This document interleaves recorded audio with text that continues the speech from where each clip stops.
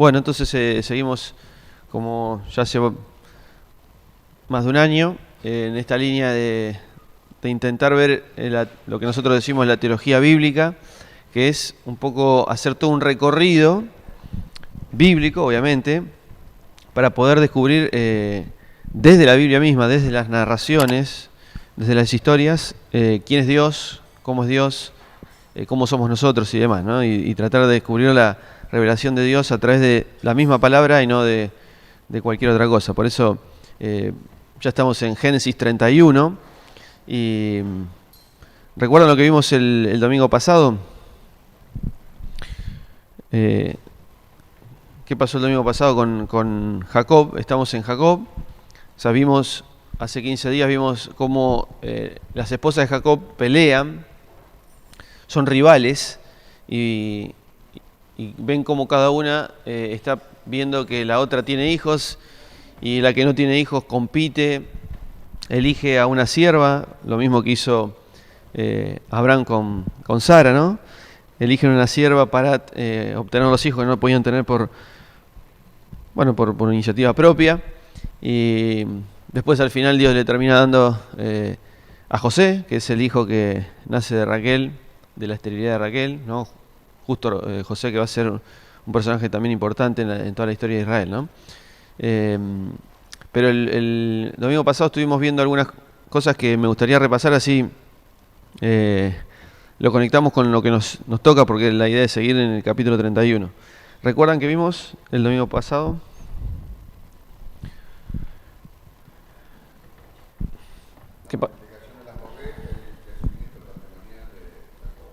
Bien, el crecimiento patrimonial de Jacob. Uh-huh. El enfrentamiento con el suegro. Bien. Bien. Es decir, la idea es que Jacob ahora vuelva a la tierra, ¿no? Porque esta idea siempre de volver a un lugar geográfico especial, que es lo que venimos viendo en todo Génesis, que geográficamente hay un espacio que Dios ha elegido, no de caprichoso, sino que ha determinado que así sea, donde Dios va a poner su presencia, ¿no? Y entonces quiere traer, en este caso a Jacob, ¿no? Viene Abraham, Isaac, Jacob, después se va a transformar en lo que es el pueblo o la nación de Israel, y van a terminar en este lugar tan importante, ¿no? Dios también poniendo su tabernáculo, el templo y demás. Entonces es un lugar importante, y Dios está queriendo hacer volver a Jacob de donde él estaba, con Labán, que recuerdan por qué se había escapado de Israel, ¿no? O de esta tierra tan particular. ¿Por qué se escapó de ahí? Por su hermano, ¿no? Su hermano está enojado porque Jacob es un engañador, ¿no?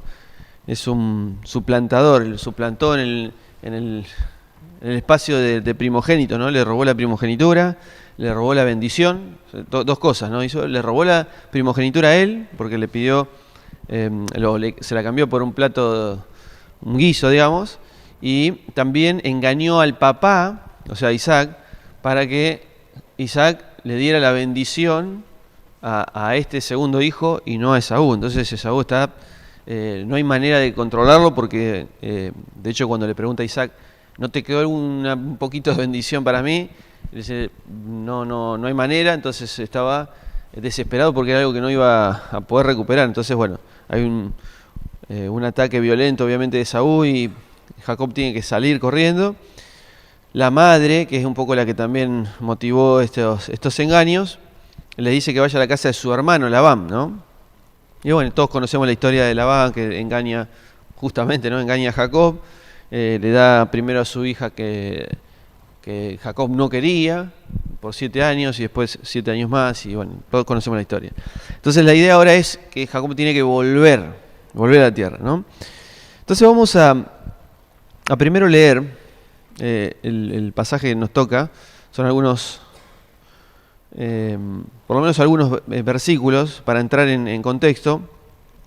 Entonces decíamos que Jacob está empezando a volver, y él quiere volver, y obviamente va a volver con un montón de rebaños, un montón de recursos económicos que necesita para volver. Y bueno, y Dios va a permitió de una manera muy extraña, que habíamos visto, ¿no? Que es como que Jacob cortaba ciertas ramas de álamos, plátanos y demás, lo ponía frente a las ovejas y a los corderos que estaban apareándose, y eso producía animales manchados, moteados, rayados, y bueno, eso hacía que, como el arreglo con Labán era que todo lo que saliera manchado, rayado y moteado era para Jacob, y si no nacían de esa manera, eran para Labán, ¿no? Entonces Dios permitió esta situación para enriquecer a Jacob. ¿Está bien? Recuerden esta idea. Dios estaba detrás de esta situación tan rara, porque esto muchos dicen que no sé si era algo real, sino que una superstición, ¿no? De decir, bueno, si las ovejas miran algún pedazo de corteza de árbol, salen raras. Pero bueno, era una superstición. La cuestión es que Dios usa esa situación para enriquecer a Jacob. Y ahora vamos a ver por qué. Vamos a leer del verso 17, que es la parte donde ya Jacob, estamos en Génesis 31, verso 17, donde Jacob va a volver y ahí va a empezar a hacer todas las valijas, por decirlo de alguna manera, ¿no? Entonces dice Génesis 31, 17, entonces se levantó Jacob y montó a sus hijos y a sus mujeres en los camellos. Condujo todo su ganado y toda su ganancia que había acumulado, ¿ven? Había acumulado mucha ganancia, el ganado que le pertenecía, que había adquirido en Padán Aram, para llegar donde Isaac su padre, a tierra de Canaán, ¿no? Mientras tanto, Labán había ido a trasquilar sus ovejas y Raquel hurtó los ídolos de su padre, ¿no? Los terafines, los ídolos caseros de su padre. Jacob defraudó el corazón de Labán, el arameo, al no avisarle que se iba. Otra vez, ¿no? Hay un nuevo engaño. Hay un nuevo engaño de parte de Jacob, ¿no? No le dice nada a Labán que se vuelve. Bueno, verso 21 de Génesis 31. Y huyó él con todo lo que tenía y levantándose, vadió el río, o sea, rodeó el río y se dirigió hacia el monte Galaad. Al tercer día le fue declarado a Labán que Jacob había huido. Entonces, tomando sus parientes consigo, lo persiguió camino de 7 días y lo alcanzó en el monte de Galaad. A ver, Jacob, ¿por qué piensan que Jacob no le avisa a Labán que se va? Lo dejaba irse, quisiera quedar hasta con sus mujeres y sus hijos. Bien, Marta dice por temor a varias cosas. ¿Qué más? ¿Por qué Jacob no le dice a su suegro que se va con sus propias hijas y sus propios nietos y se vuelve otra vez a la tierra prometida, digamos? La tierra de su padre Isaac. ¿Por qué piensan? Por un lado, Labán le había dicho ya que él era como una bendición para su familia. Sí. Todo prosperaba a través de él, ¿no? Y eso que en el mundo de Labán era como que decía, pero bueno, pero todo esto es mío. Claro. Lo hizo acá. Está bueno. Se lo tiene que llevar. Claro, hay una dicotomía en esta situación de, a ver, Jacob está ahí, y como Jacob está ahí, Labán es prosperado. Probablemente porque Jacob arrastra esta promesa de parte de Dios que Dios lo iba a bendecir, ¿no? Pero, claro, Labán dice, está bien, Jacob está acá y gracias a él, de alguna manera Dios nos bendice, pero también todo lo que él se pueda estar llevando, también es mío. De hecho, se va a llevar a mis hijas, se va a llevar a mis nietos. O sea, no sé si es tan bueno que se vaya, ¿no? Entonces ahí hay una dificultad, especialmente para Jacob, de decir, che, ¿qué hago? ¿Le digo o no le digo a Labán que me voy? Y por temor a un montón de situaciones, Jacob dice, otra vez, ¿no? Prefiero engañar, una vez más, a Labán e irme, ¿no? Esto a Labán obviamente no le gusta y emprende un viaje. Presten atención a los detalles, porque ahora vamos a comparar con otras historias, ¿no? Emprende un viaje para ir a justiciar a Jacob, ¿no? Entonces en el verso 24 de Génesis 31, o 23, vamos a leer el 23, entonces tomando a sus parientes consigo, lo persiguió camino de 7 días y lo alcanzó. lo alcanzó, ¿no? Pero en el sueño de la noche, o sea, cuando se va a dormir Labán, Dios llegó a Labán, el arameo, y le dijo, guárdate de hablar con Jacob bien y mal, o sea, ojo con hacerle daño a Jacob. O sea, hay un sueño de parte de Dios que frena a Labán para hacerle daño. ¿Estamos bien? Alcanzó pues Labán a Jacob, y éste había ya plantado sus tiendas en el monte, y Labán acampó con sus parientes en el mismo monte Galaad, ¿no? Y bueno, hay una situación particular, miren el verso 26, ¿no? Y dijo Labán a Jacob, ¿qué hiciste para defraudar mi corazón y conducir a mis hijas como cautivas a espada? ¿Qué hizo Labán? ¿Qué piensan ustedes? ¿Qué está diciendo? Bien, pero está preguntando... Dice, ¿qué hiciste para defraudar mi corazón, ¿no? Y conducir? ¿Por qué te escondiste, verso 27, para huir y me defraudaste y no me avisaste para despedirme con festejos y cantares con tamboril y cítara? Ni siquiera me has dejado besar a mis nietos. ¿Había hecho algo Labán para que Jacob hiciera esto? Demasiado, ¿no? Tal vez había engañado 7 años con la primera mujer, 7 años con la segunda, o mejor dicho, bueno, tuvo que trabajar 7 años más para obtener la segunda. Hay un montón de... Pero creo que ya estaban acostumbrados, ¿no? Que Labán y Jacob se engañaran, porque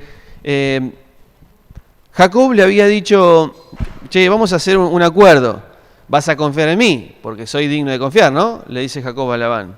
Y ya como que están acostumbrados a que lo que están diciendo, ninguno de los dos se cree, ¿no?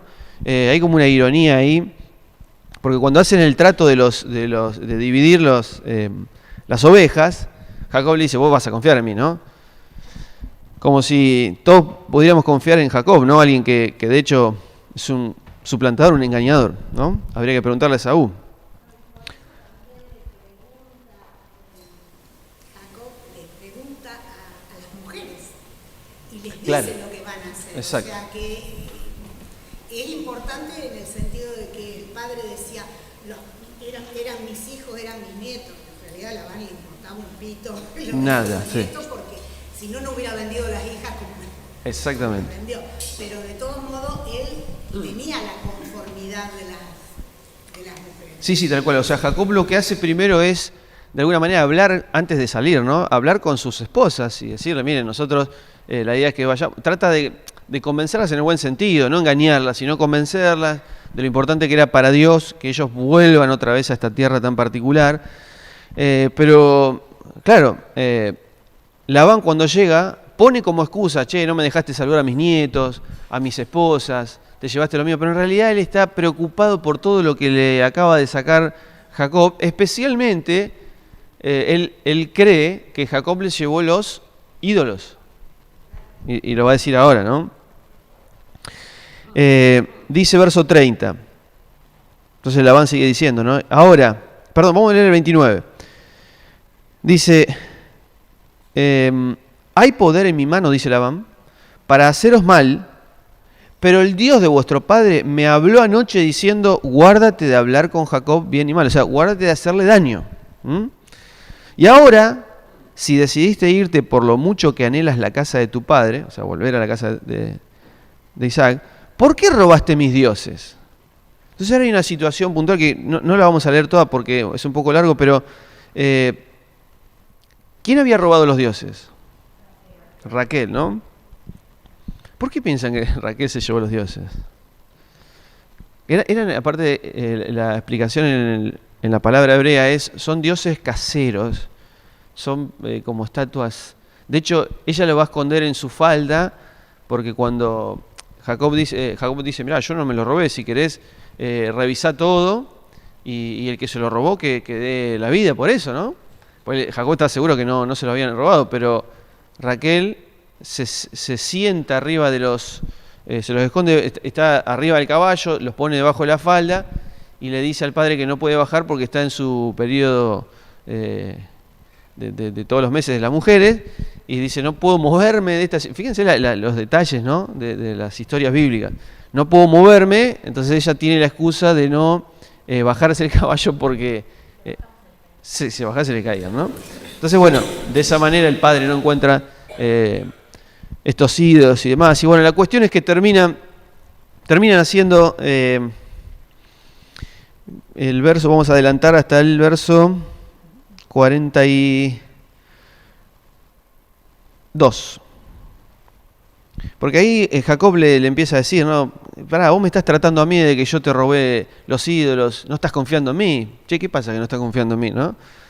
Otra vez. Si yo, dice, trabajé 20 años para vos, 7 por una mujer, 7 por otra, y 6 cuidé las ovejas y demás, ¿no? Entonces dice el verso 42. Si el Dios de mi padre, dice Jacob, ¿no? El Dios de Abraham, y el temor de Isaac, no hubiera estado conmigo, el temor en el sentido de la reverencia de Dios, ¿no? De cierto me despedirías ahora vacío. O sea, es verdad, si Dios no hubiera estado conmigo, vos no me hubieras dejado de llevarme nada. Dios ha visto mi aflicción y la fatiga de mis manos y te reprendió anoche. Ay, yo creo que esa conclusión que saca Jacob, no sé si es la correcta. Él cree que Dios, ¿no?, lo ve, que es tan importante Jacob, y yo creo que tiene que ver con otra cosa, después lo vamos a ver. Verso 43. Entonces respondió Labán y dijo a Jacob, las hijas son mías, los hijos son míos, las ovejas son mías, y todo lo que tú ves es mío. Así pues, ¿qué puedo hacer hoy a estas hijas mías, a los hijos que ellas han dado a luz? Ven pues, concertemos ahora un pacto, tú y yo, y sea por testigo entre tú y yo. Entonces Jacob tomó una piedra y la erigió como estela, como un monumento, y dijo Jacob a sus parientes, recoged piedra, y tomaron piedras y hicieron un montón y comieron allí sobre aquel montón, y Labán lo llamó Yegar Sahaduta y Jacob lo llamó Galaad, ¿no? Cada uno en su idioma. Entonces Labán dijo, este montón es testigo hoy entre tú y yo, por tanto fue llamado su nombre Galaad. Y Mispa, por cuanto dijo, vigile Dios entre tú y yo cuando nos apartemos el uno al otro. Si maltratas a mis hijas o si tomas otras mujeres además de mis hijas, mira, Dios es testigo entre tú y yo, nadie hay con nosotros. Y dijo Labán a Jacob, he aquí este montón y fíjate la estela que he erigido entre tú y yo. Sea testigo este monumento y sea testigo la estela de que no pasaré de ese montón hacia ti, ni tú pasarás de este montón, ni de esta estela hacia mí para mal. Los dioses de Abraham y los dioses de Nacor, dioses de sus padres, juzguen entre nosotros. Pero Jacob juró por el temor de Isaac su padre. Y ofreció Jacob un sacrificio en el monte y llamó, bueno, y la cuestión es que se separan. Pero ¿cómo termina la historia? ¿Cómo quería Labán tratar a Jacob cuando se entera que se fue? Quería justiciar, ¿no? Dios habla por medio de un sueño y le dice a Labán, no te atrevas a hacerle daño. Bien, estamos hasta ahí. Labán accede al pedido de Dios en el sueño y no le hace daño. Y no solo que no le hace daño, sino que terminan haciendo un pacto, ¿un pacto de qué? De no agresión, exacto. Como este juego que a veces jugamos, ¿no? De las estrategias militares. Un pacto de no agresión. Vos no me haces nada a mí, yo no te hago nada a vos, vos no pasás de esta línea, yo no me paso de esta línea. Eso es lo que está diciendo, ¿no? No maltrates a mis hijas, tratá bien a mis nietos, hace esto, hace lo otro, vos te llevás las ovejas para allá, yo me quedo con las ovejas para acá. Bien, entonces uno lee esta historia y dice, ¿qué puedo sacar de todo esto, no? ¿Qué es lo que Dios querrá decir? Porque una vez se está acostumbrado de que el Génesis cuenta historias donde yo las leo y de alguna manera tengo que sacar alguna enseñanza moral de que yo no tengo que hacer esto, yo tengo que hacer lo otro, yo tengo que hacer esto. Pero si yo veo la historia de Jacob y Labán, especialmente la que estamos viendo ahora, yo no puedo sacar nada de moral en esto, no puedo sacar nada de, che, me encantaría ser como Jacob. ¿Te gustaría ser un engañador? No, en realidad me gustaría ser como Labán en la historia, que por lo menos no justició a... Sí, pero lo único que le importa son las cuestiones económicas. Entonces, ahí es donde nosotros estamos tratando de analizar de que la Biblia, especialmente Génesis, no tiene esta intención de enseñarme una cuestión moral puntual de alguna característica de los personajes que están describiendo, sino que lo que intenta hacer Génesis, y ahora vamos a ver, es expresar la identidad del pueblo elegido por Dios. ¿Y cuál es esa identidad? Es que son un desastre, miren. Vamos del principio. La de Adán, exactamente. Miren, entonces, recuerden, Dios, en síntesis, ¿no? Dios del caos trae la creación, ¿no? Divide las aguas y coloca un lugar seguro para este Adán, ¿no? La tierra donde Dios va a poner la presencia, ¿no? Su presencia. Adán es una especie de, es un rey y es un sacerdote que tiene que llevar la gloria de Dios, o sea, gobierna en representación de Dios hasta los confines de la tierra. O sea, él tiene la misión de fructificar y multiplicar, dominar la tierra, ¿no? Sojuzgar, fructificar y multiplicar para reproducir. Él es la imagen de Dios, esto lo dice Génesis 1:26, entonces él tiene que reproducir esa imagen. Ahora, hay una tierra y para que él cumpla con este mandato, tiene la sabiduría de Dios. ¿Cómo está representada la sabiduría de Dios? En el árbol de la vida, ¿no? ¿Recuerdan? Esto lo habíamos visto. De hecho, Proverbios es un libro que se encarga de expresarme esta idea de que el árbol de la vida es la figura que es utilizada para hablarme la sabiduría de Dios. Y la sabiduría de Dios me permite a mí gobernar, o sea, ser un rey y un sacerdote para expresar la imagen de Dios a otros. ¿Me siguen? ¿Estamos ahí? ¿Recuerdan cuando Salomón tiene que reinar? ¿Qué es lo que pide él? Porque él tiene que llevar adelante este pueblo. Entonces, hay ideas dentro de las historias que me están haciendo referencia otra vez a la identidad del pueblo de Israel. Miren, cuando Adán rechaza la sabiduría de Dios, ¿y qué es lo que obtiene? ¿Recuerdan que rechaza la sabiduría de Dios y qué es lo que toma? La humana, ¿no? Así es lo que dice Santiago, ¿no? Capítulo 3, que dice la sabiduría de Dios es pura, pacífica, permite que tengamos buenas relaciones, pero la sabiduría humana es animal, terrenal y diabólica y produce toda división, contiendas, peleas, ¿no? Entonces, él rechaza la sabiduría de Dios y ¿qué hace Dios? Lo tiene que exiliar al oriente. Siempre al oriente. ¿Saben qué había al oriente de Israel? En toda la historia bíblica, ¿qué hay siempre al oriente de Israel? Hay un pueblo especial ahí. Babilonia, es decir, Babilonia en la historia bíblica representa lo que es lejanía de Dios, de ahí sale el mal, la maldad. Entonces cada vez que, es más, nosotros vemos que la torre de Babel, el primer gobernante, Nimrod, todos salen de Babel, porque la idea es expresar que la identidad del pueblo de Israel, Babel no. Ahora, si nosotros hacemos, miren, vamos a cambiar esto y vamos a poner acá el pueblo de Israel. Es lo mismo. Miren, Dios, ¿en qué momento divide las aguas?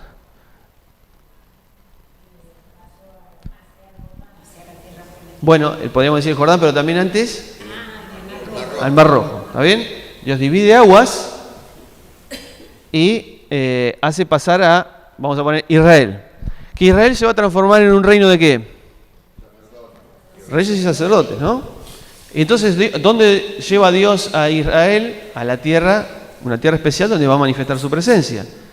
Y Dios, como estos van a ser los que van a representar a Dios, el Israel, ¿qué le da Dios? ¿En dónde se la da? En la ley. La ley es la sabiduría de Dios.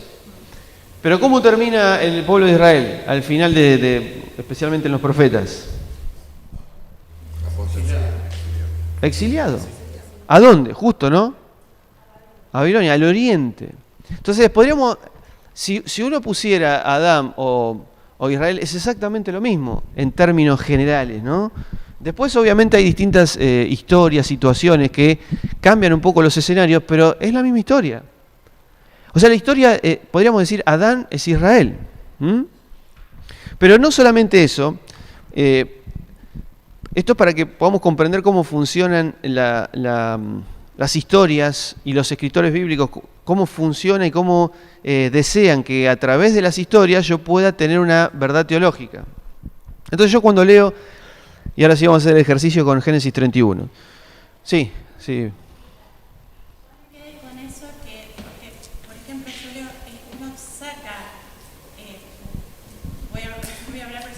uno saca algún tipo de enseñanza moral aplicable, a lo mejor con una pequeña historia y no solamente fuera de que está la narrativa y lo que es la Biblia, la palabra de Dios, ¿no es cierto? Mostrarnos cómo Dios se acerca al hombre. Por ejemplo, a lo mejor yo de esta situación puntual que estamos diciendo ahora, puedo sacar una enseñanza de lo malo que es hablar precipitadamente, como le pasó a Jacob, que pudo haber puesto, ¿no es cierto?, a Raquel para que lo mate, ¿no es cierto?, por hablar apresuradamente, es decir, está bien, ¿no es cierto?, tomar también de pequeñas historias una aplicación moral también. Está, digamos, una parte que tiene que ver con la narrativa, pero también tiene que ver, es decir, está bien también que yo puedo tomar el Señor a mí me habla con algún pasaje, no de contexto, sacado de contexto, exacto, ¿no? Claro, sí. Bueno, para los que no escuchan, Cris está preguntando, porque yo dije recién que de alguna manera la Biblia no fue escrita para enseñarme una cuestión moral de cómo tengo que actuar o no. Ahora, eso no implica que nosotros podamos hacer ese ejercicio de sacar, decir, bueno, che, no tengo que hablar precipitadamente contra alguien porque todavía no tengo bien idea de lo que la persona está haciendo. Podríamos sacar un montón de... Lo que pasa es que a veces también suele ser un poco peligroso porque, por ahí, insisto, la intención de los escritores, especialmente de Génesis, no tiene que ver con ayudarme a mí a mejorar mi vida moral. Esa no es la intención. Ahora, que yo lo pueda sacar, bueno, a veces está bueno, a veces puede ser un poco, por lo menos para mi manera de verlo, puede ser un poco peligroso. Porque yo puedo sacar un montón de cosas. Yo puedo hasta alegorizar y sacar conclusiones que no tienen la intención del escritor. Entonces, siempre hay que hacerlo con mucho cuidado, que todo lo que yo saque de acá, obviamente esté corroborado con toda la Biblia en sí, ¿no? No porque saco una cosa de acá y armo una historia. Que eso lamentablemente ha pasado muchas veces, ¿no? Pero bueno, volviendo a Génesis 31, vamos a hacer el ejercicio entonces ahora de ver qué cosas piensan que se repiten. O sea, nosotros estamos en la historia de Jacob. Jacob es una persona que está lejos de la tierra prometida, ¿no? De la tierra de la presencia de Dios. Dios está como haciendo todo para atraerlo otra vez a la tierra. Y él está por salir para la tierra prometida y Dios le permite, por una situación muy particular, como es que las ovejas cuando se aparean, miran la corteza que le pone Jacob y nacen ovejas rayadas, moteadas y manchadas, y eso permite que Jacob aumente su patrimonio. Se va Jacob de ahí. Cuando se va, hay alguien que sale atrás a perseguirlo, que quiere hacerle daño por lo que acaba de hacer.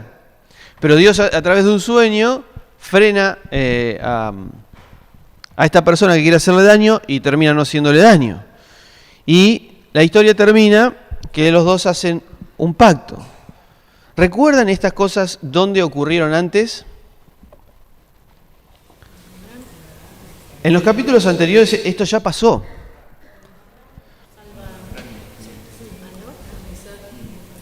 Cuando Abraham salva a Lot, a ver, ¿por qué?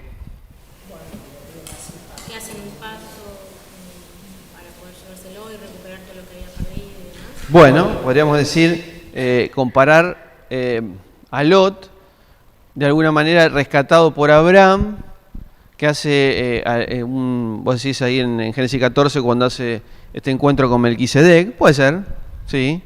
¿Qué más? ¿Cómo?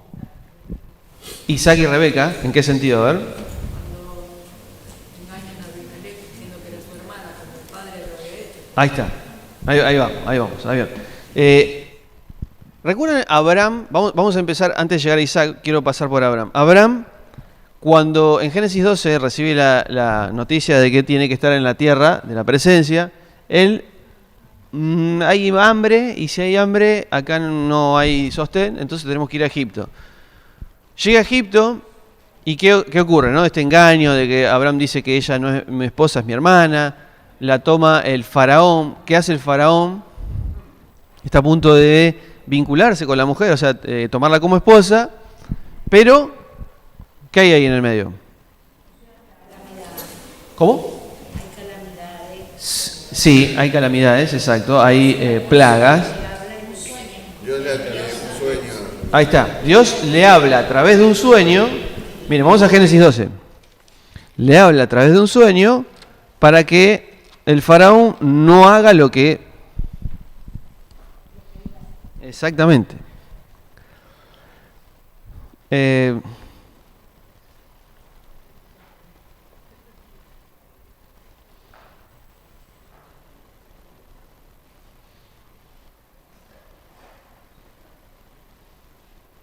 Estoy tratando de buscar dónde está.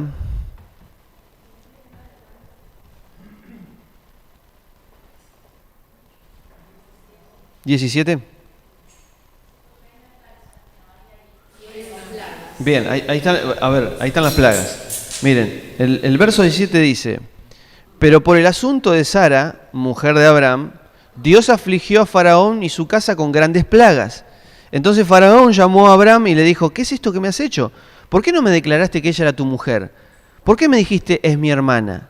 Pues yo la tomé para mí por mujer y ahora he aquí que es tu mujer, tómala y vete.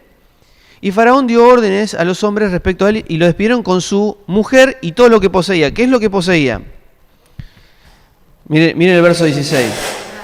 Y a Abraham, el verso 16, ¿no? A Abraham le fue bien por causa de su mujer y tuvo rebaño, vacas, asnos, siervos, siervas, asnas, camellos, tuvo de todo.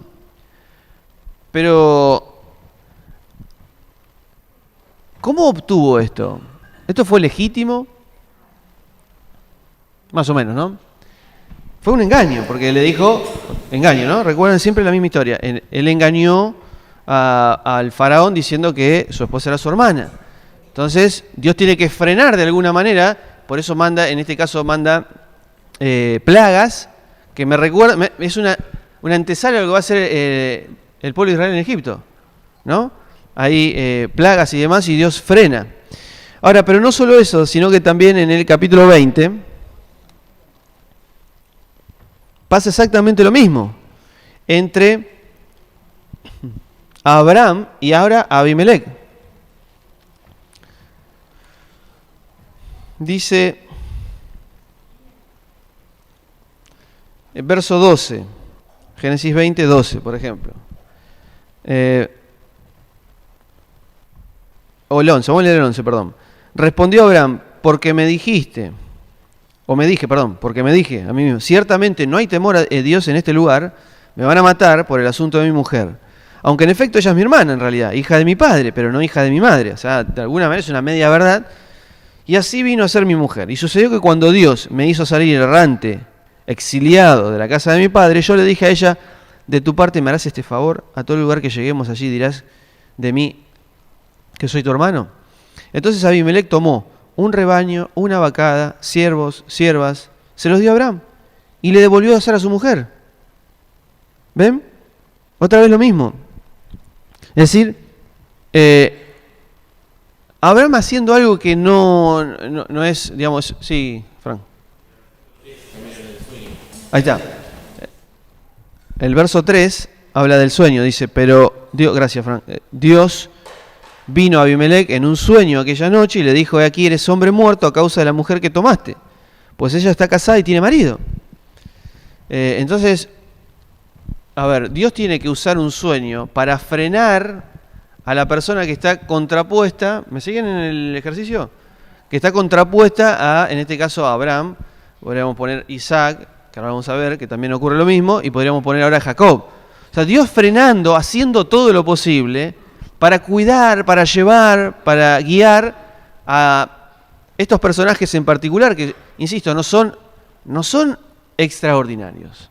No es que Abraham, Jacob e Isaac son divinos, se han portado excelentes, no, son engañadores, son mentirosos, están dispuestos a entregar a su propia esposa, pero Dios está ahí usando su misericordia para decir, voy a trabajar con ustedes igual, los voy a guiar, los voy a llevar. Entonces frena a Abimelec. No solo eso, sino que también, miren, vamos a Génesis. Sí. Exacto. Ya era una estrategia de entrada. Sí. Si bien Faraón y Abimelec no conocían conocían, sabían de Dios, Ujú. esos dos sueños son un juicio de Dios para ellos por lo que están haciendo. Esos dos sueños... Sí, a ver, Belén dice que esos dos sueños que tienen, o las plagas y demás, es un juicio para estas personas. Podríamos discutirlo si es un juicio o no, porque lo que están haciendo estas personas no saben, es decir, no tienen idea, porque de hecho, en Génesis...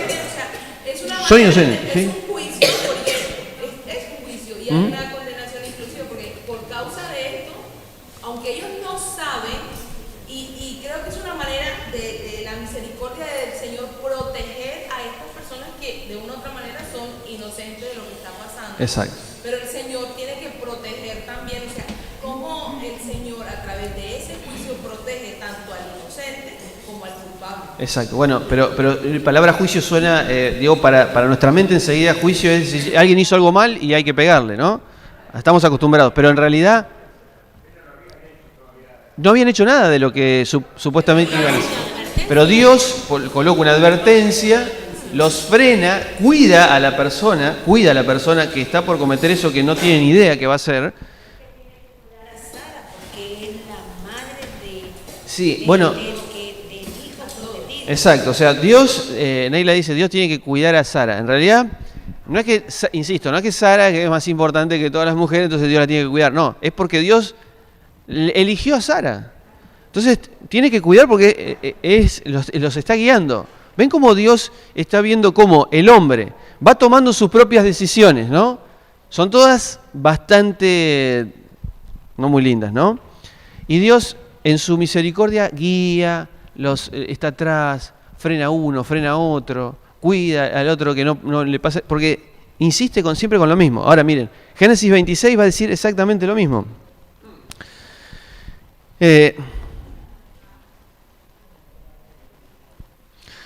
Dice Génesis 26,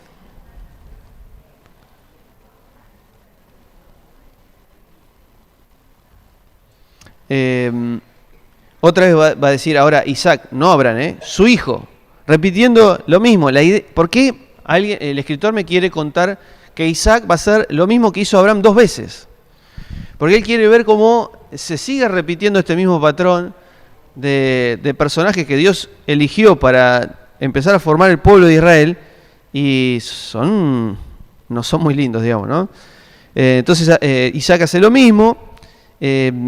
Abimelech se va a enterar de que la esposa de Isaac, Rebeca, no es su hermana, sino que es su esposa. ¿Recuerdan cómo? ¿Cómo se dio cuenta Abimelech? No es a través de un sueño en esta vez. La manera en cómo trataba Isaac a Rebeca no era de trato entre hermanos. Entonces ahí Abimelech se da cuenta. Entonces dice verso 26, capítulo 26, verso 10. Y Abimelech dijo, ¿por qué nos has hecho esto? ¿Cuán fácilmente alguno del pueblo hubiera podido acostarse con tu mujer? Y así habrías traído culpa sobre nosotros. ¿Ven? Entonces ahí Dios, como decía Belén, está cuidando también a la otra parte de que no haga algo que después tuviera que lamentar, ¿no? Verso 11, por lo cual mandó Abimelech a todo su pueblo diciendo, el que toque a este hombre o a su mujer, ciertamente será muerto. Fíjense cómo ahora cambia. O sea, Abimelech está diciendo, yo no voy a hacerle nada a su esposa, sino que los voy a proteger de los demás. El que toque a este hombre, ciertamente será muerto. Y miren el verso 12, sembró Isaac en aquella tierra y aquel mismo año cosechó 100 por 1, porque Dios lo bendijo. ¿Pero por qué lo bendice Dios? ¿Porque se porta bien? Vuelvo a preguntar, ¿por qué lo bendice Dios? ¿Porque Isaac se porta bien?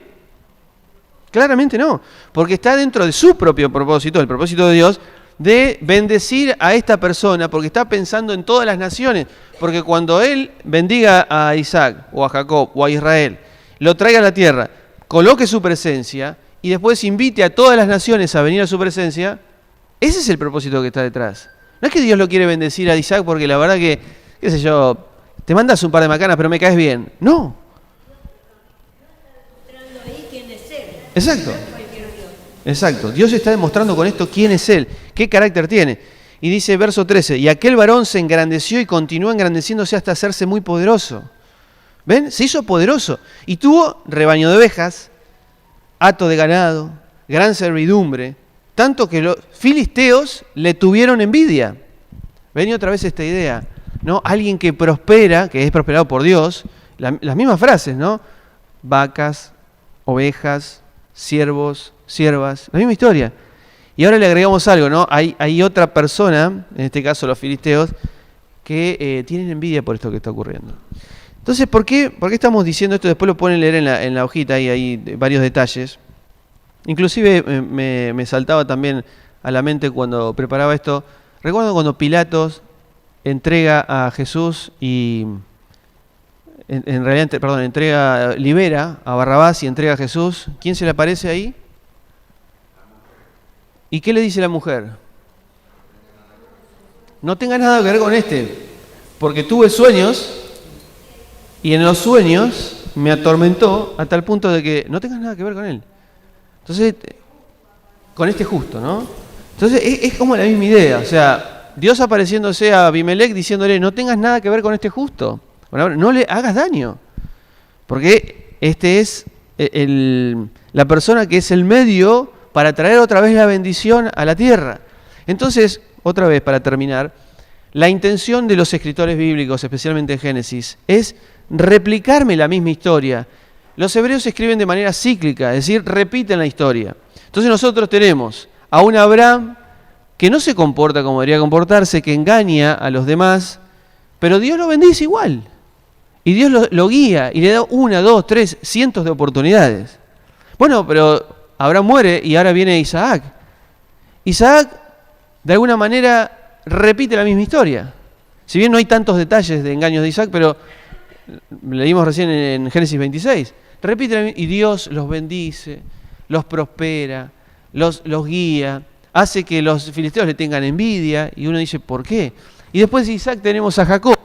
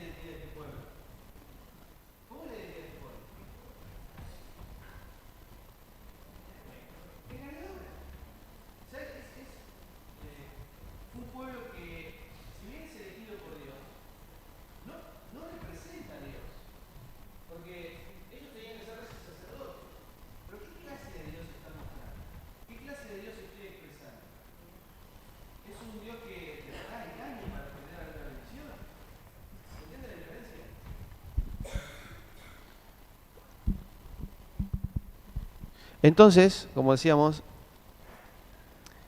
las historias se repiten una y otra vez a través de las narrativas de Génesis para expresarme la misma idea. Dios ha elegido un grupo de personas que no tienen nada de qué enorgullecerse, que no tienen nada de qué sacar chapa, decir, mira, a mí Dios me eligió por esto, sino que simplemente son personas como nosotros, como vos y como yo, que tenemos un montón de situaciones, de errores, que pensamos más en nosotros que en los demás, como Labán cuando salió a buscar a Jacob, cuando Abraham cuando dice ella es mi hermana, cuando Isaac que dice que ella es mi hermana, está pensando en él, no está pensando en su esposa. Ese es el pueblo que eligió Dios, ese es el pueblo que se va a transformar en Israel, que sale de Jacob, no sale de cualquier otro lado, sale de Jacob, donde hay dos hermanas, que son las esposas de Jacob, que pelean, que son rivales entre sí. Y que dicen, y ella tiene 2 hijos, yo quiero tener hijos. Y entonces usa a una sierva, siempre usando a otros para beneficio propio, y usa a una sierva para tener hijos. Pero ella tiene más, entonces otra más con la sierva. Y la otra dice, vos usaste a tu sierva, yo voy a usar a la otra sierva. y siguen teniendo un hijo. Entonces van ganando 4-2. Y Lea le gana a Raquel 4-2 y después le gana 5-2. Entonces después Lea dice, Raquel en algún momento se cansa y Dios, por misericordia, le da un hijo más, que es José. Y ahora sí sale del fruto de su vientre. Y son rivales y se pelean. Y dice, che, pero ¿de dónde van a salir el pueblo elegido por Dios? De algún lugar más o menos piola, ¿no? Más o menos... No, salen de Jacob y de Lea y Raquel. De personas que están acostumbradas a engañar, a competir. Entonces, esa es la historia del pueblo de Israel. Dios eligiendo a un pueblo que no tiene nada para ser elegido. Pero por el carácter de Dios, es que ellos son elegidos para ser un pueblo que represente a Dios, que es un pueblo de reyes y sacerdotes, para que las naciones vean cómo es este pueblo y digan, che, yo quiero ser... Miren, vamos a rápido... Deuteronomio, leo 2 pasajes más y terminamos rápido. Deuteronomio 4, verso 5. Entonces dice, claro, ya estamos en Deuteronomio, ¿no? Ya estamos en uno de los últimos libros del Pentateuco y estamos formando este pueblo. Y miren lo que le dice Moisés al pueblo, verso 5. Mirad, os he enseñado estatutos y decretos conforme me enseñó Dios, para que hagan así en medio de la tierra donde van a entrar a poseerla. O sea, hay una tierra, como dijimos, una tierra, y ahí es sabiduría de Dios, leyes, estatutos. Observarlos, verso 6, y practicarlos, pues constituye vuestra sabiduría y vuestro entendimiento. ¿A qué? A la vista de las naciones, las cuales tendrán noticia de todos estos estatutos y dirán, en verdad esta gran nación es un pueblo sabio y entendido. ¿Ven?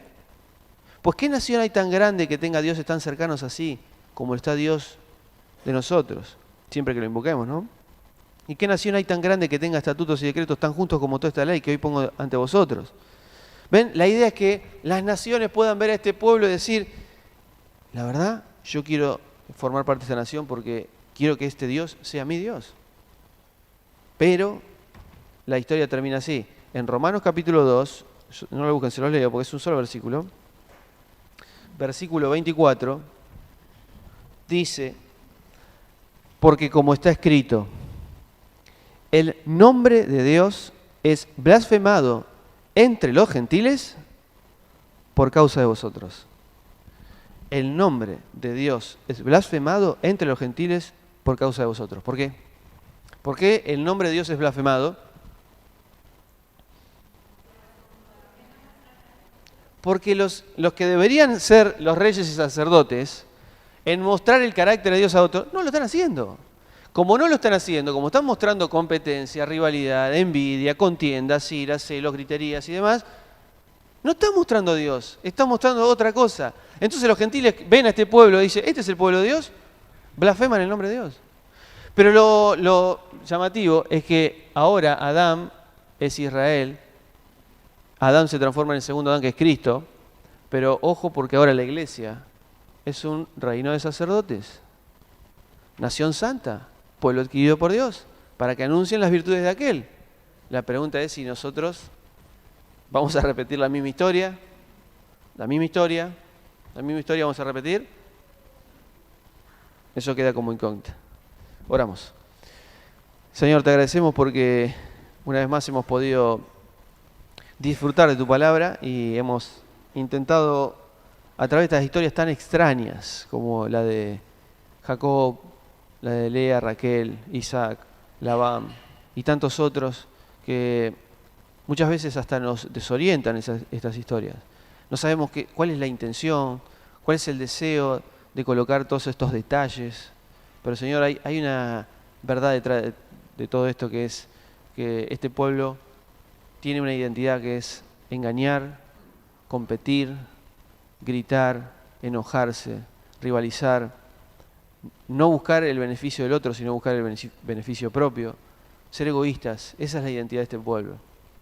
Pero en tu misericordia y en tu gracia los has elegido para que sean tus representantes. Quizás no lo hicieron correctamente, o mejor dicho, sí, no lo hicieron correctamente. Por eso tuvo que aparecer este segundo Adán, que es Cristo. Él es la imagen perfecta de su sustancia. Es la imagen clara de un Dios que está dispuesto a inclusive a dar su vida en beneficio de los demás. Señor, como iglesia queremos representar esto. Ayúdanos a morir a nosotros mismos, porque si aparecemos nosotros, aparece el engaño, la rivalidad, los frutos de la carne. Pero los frutos del Espíritu son estos que nos permiten relacionarnos correctamente: el amor, el gozo y la paz, la paciencia, la benignidad. Y la descripción de 1 Corintios 13 es el amor que no busca lo suyo ni guarda rencor, no hace nada indebido. Señor, ayúdanos a tener este amor. Te bendecimos en esta mañana, en el nombre de Jesús. Amén.